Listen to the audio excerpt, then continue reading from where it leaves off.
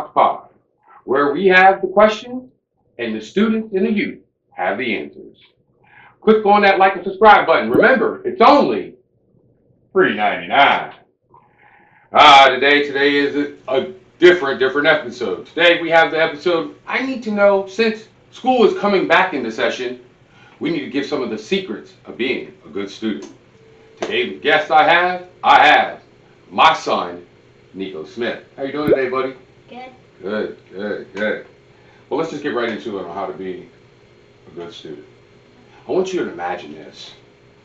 You are the best Fortnite player ever.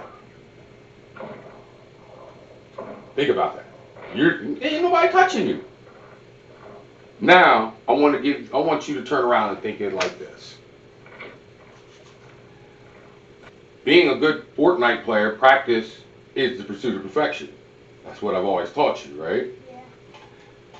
When it comes to being a student, you have to do the same thing. So, if you don't show up, you don't eat the proper meal, you don't do your homework, you don't learn new things, how do you think you're going to react when it comes to school? Maybe you're gonna get bad grades. And that means you're not going to be a good student. So, let's go with the first one. We're going to talk about the first student, and he's being on time.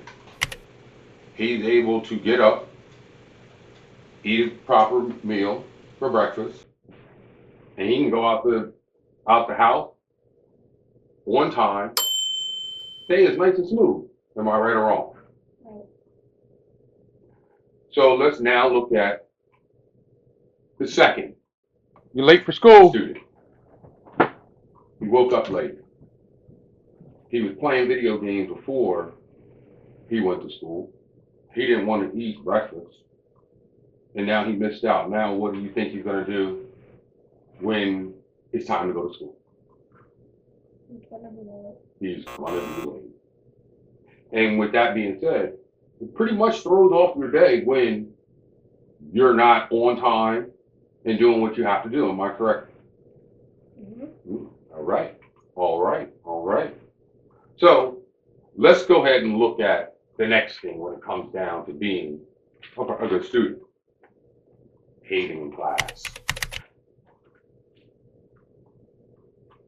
I said, what are things that you do in class that make you become a good student?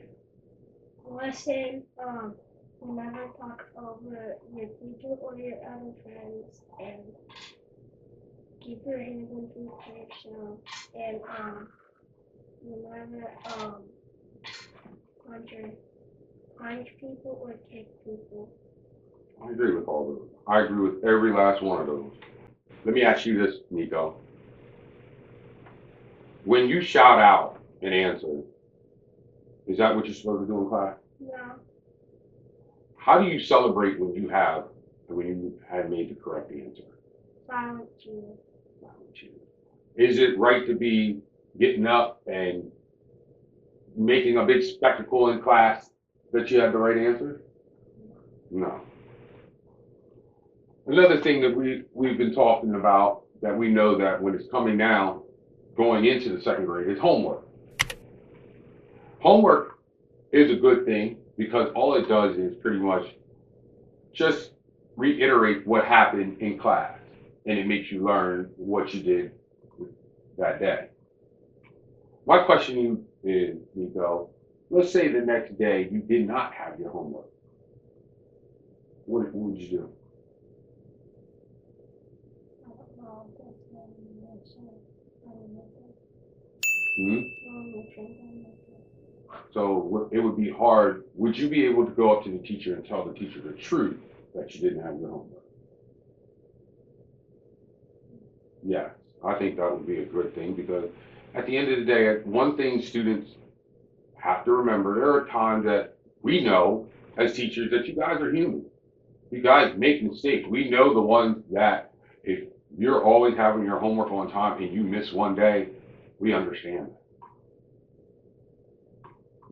Participating in class, like we were saying before, the celebrations and stuff like that. You said you love to celebrate quietly. Let me ask you a question.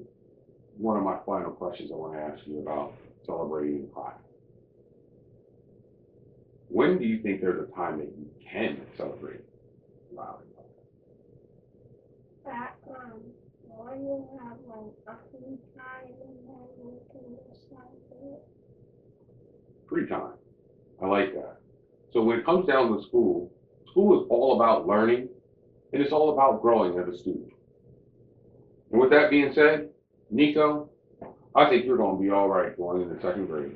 And I think you are going to be okay going into second grade also. I want to thank you for watching Chatterbox Pop. With that being said, chat later.